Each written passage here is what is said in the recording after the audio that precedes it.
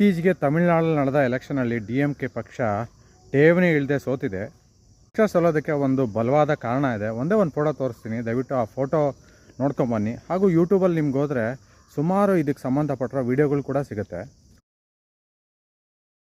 ಈ DMK ಪಕ್ಷದ ಸ್ಟಾಲಿನ್ ಒಂದು ಸ್ಟೇಜ್ ಮೇಲೆ ಸ್ಪೀಚ್ ಕೊಡುವಾಗ ಏನು ಹೇಳಿದಾನಂದರೆ, ನಮ್ಮ ಸನಾತನ ಹಿಂದೂ ಧರ್ಮ ಸೊಳ್ಳೆ ಇದ್ದಂಗೆ, ಡೆಂಗು ಮಲೇರಿಯಾ ಇದ್ದಂಗೆ ಹಾಗೂ ಕೊರೋನಾ ಇದ್ದ ಹಾಗೆ ಇದನ್ನೆಲ್ಲ ನಾಶ ಮಾಡಬೇಕು ಅಂತ ಓಪನ್ ಆಗಿ ಸ್ಟೇಜ್ ಮೇಲೆ ಸ್ಪೀಚ್ ಕೊಟ್ಬಿಟ್ಟಿದ್ದಾನೆ.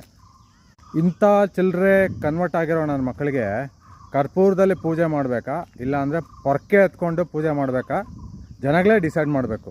ಇವತ್ತಿನ ರಾಜಕೀಯ ಪರಿಸ್ಥಿತಿ ಎಲ್ಲ ಜನರಿಗೂ ಅರ್ಥ ಆಗ್ತಾ ಇದೆ. ಯಾಕಂದರೆ ಒಂದು ಧರ್ಮನ ಅವಮಾನ ಮಾಡಿ ಇನ್ನೊಂದು ಧರ್ಮನ ಮೇಲೆತ್ತಕ್ಕೆ ಹೋಗಿ ತಮ್ಮನ್ನು ತಾವೇ ಪ್ರಪಾತಕ್ಕೆ ಬೀಳ್ಸ್ಕೊಳೋ ಒಂದು ಹುನ್ನಾರ, ಅವರಾಗವರೇ ಗುಂಡಿ ತೋಡ್ಕೊಂಡು ಬೀಳೋದಕ್ಕೆ ಅವರಾಗವರೇ ಪ್ಲ್ಯಾನ್ ಮಾಡ್ಕೊಂಡಿರೋದು. ಇದು ಕಾಸ್ಗೋ ಕಡಲೆಕಾಯಿಗೋ ಇವರು ಬೇರೆ ಧರ್ಮಕ್ಕೆ ಕನ್ವರ್ಟ್ ಆಗಿದ್ದಾರೆ. ಸಂತೋಷ, ಅದು ಅವ್ರ ಪರ್ಸ್ನಲ್ ವಿಷಯ. ಆದರೆ ನಮ್ಮ ಸನಾತನ ಹಿಂದೂ ಧರ್ಮನ ಅವಮಾನ ಮಾಡಿ ಅಂತ ಎಲ್ಲೂ ಹೇಳಿಲ್ಲ. ಸೊ ತಮಿಳ್ನಾಡು ಜನ ಇವಾಗ DMK ಪಕ್ಷಕ್ಕೆ ಅವ್ರ ಸ್ವಂತ ಕ್ಷೇತ್ರದಲ್ಲೇ ಠೇವಣಿ ಇಲ್ದರ ರೀತಿ ಸೋಲಿಸಿದ್ದಾರೆ. ಭಾರತ ಇದೇ ಭೂಮಿನಲ್ಲಿ ಹುಟ್ಟಿ, ಇದೇ ಭೂಮಿನಲ್ಲಿ ತಿಂದು, ಇದೇ ಭೂಮಿನಲ್ಲಿ ಬೆಳೆದು ದೊಡ್ಡವರಾಗಿ ದುಡ್ಡು ಸಂಪಾದನೆ ಮಾಡಿ ಅವ್ರು ಇಡೀ ಕಾಂದಾನು ಬೆಳೆದಿದೆ ಇವತ್ತು.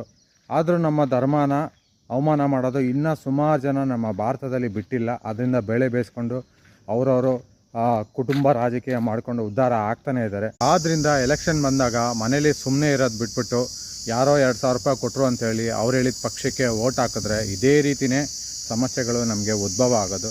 ಸೊ ದಯವಿಟ್ಟು ಎಲೆಕ್ಷನ್ ಬಂದಾಗ ಎಲ್ಲರೂ ಸರಿಯಾದ ವ್ಯಕ್ತಿಗೆ ವೋಟ್ ಹಾಕಿ ಗೆಲ್ಲಿಸಿ. ಆದ್ದರಿಂದನೇ ನಮ್ಮ ದೇಶ ಹಾಗೂ ನಮ್ಮ ಧರ್ಮ ಎಲ್ಲ ಕಾಪಾಡೋಕ್ಕಾಗತ್ತೆ.